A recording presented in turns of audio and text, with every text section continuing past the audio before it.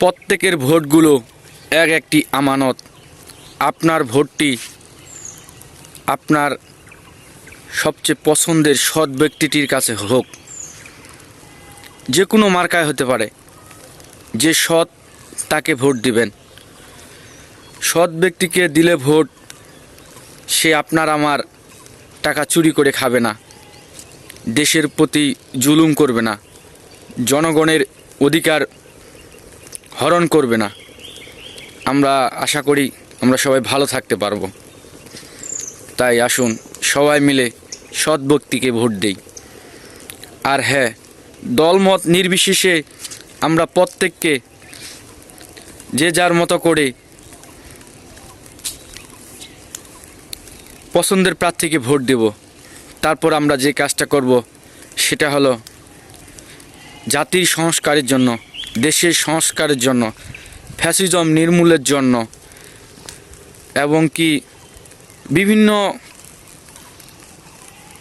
যে অনৈতিক কার্যকলাপগুলো হয় সেগুলো থেকে দেশকে বাঁচানোর জন্য, আমাদের পরবর্তী প্রজন্মকে বাঁচানোর জন্য আমরা সবাই মিলে অবশ্যই অবশ্যই অবশ্যই হ্যাঁ ভোট দিব।